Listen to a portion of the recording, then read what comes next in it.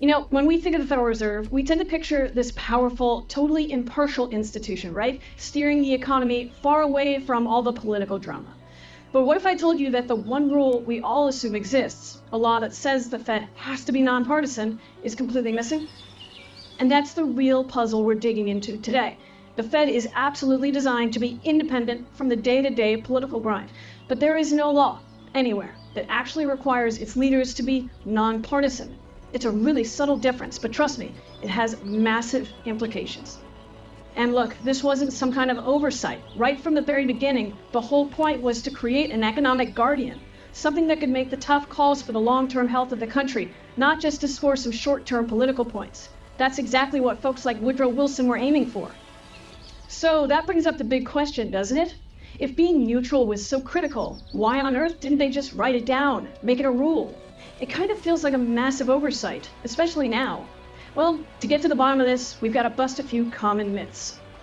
All right, let's tackle the first big one, the misconception that most people believe, the idea that the Fed is legally required to be nonpartisan. It's a common assumption for sure, but it's just not true. Okay, so this is where that distinction becomes crystal clear. The law does build in protections for independence. I mean, think about it. 14-year terms for governors, that means they're going to be around way longer than any single president. But nonpartisanship, that's treated more like a professional norm. It's an expectation, not a hard and fast rule written in stone. Okay, so if there's no rule, the obvious solution is just make one, right?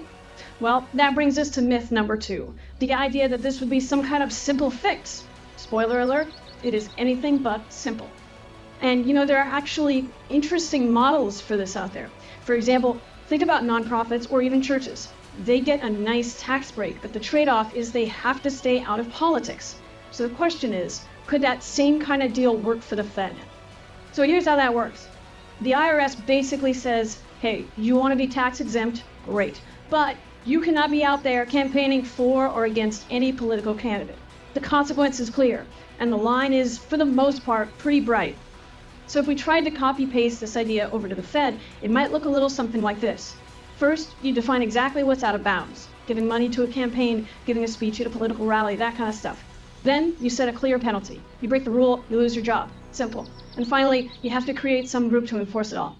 Seems pretty straightforward, right? Well, the benefits are pretty tempting. You'd get more public trust, and it would hopefully stop any partisan shenanigans. But, and this is a huge but, the challenges are a nightmare. I mean, how do you even legally define a partisan statement when almost any economic policy is inherently political? Does a Fed governor suddenly lose their free speech rights?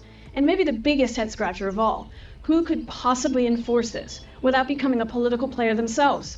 It's a real catch-22.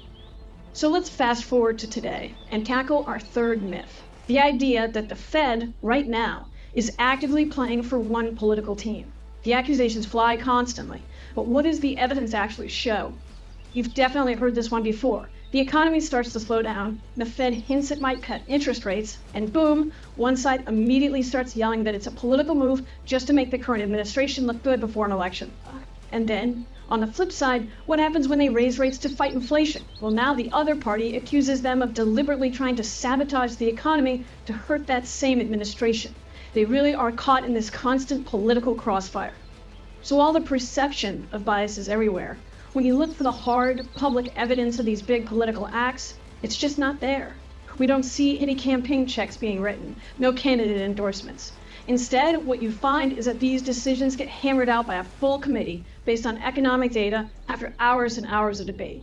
The reality, it turns out, is a lot more boring than the conspiracy.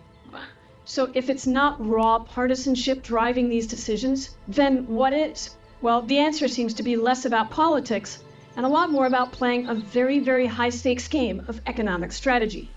And when I say high stakes, I mean, wow, look at this number. The U.S. government needs to borrow a reported $11 trillion. To do that, it has to sell treasury bonds to investors all over the world. And it's a whole lot easier to get people to buy those bonds when interest rates offer a decent return. That's just not possible when rates are near zero. This fiscal reality shapes every single decision the Fed makes. Here's a good way to think about it. The Fed is playing the long game. It made a huge and, frankly, painful investment by raising rates so high to crush inflation.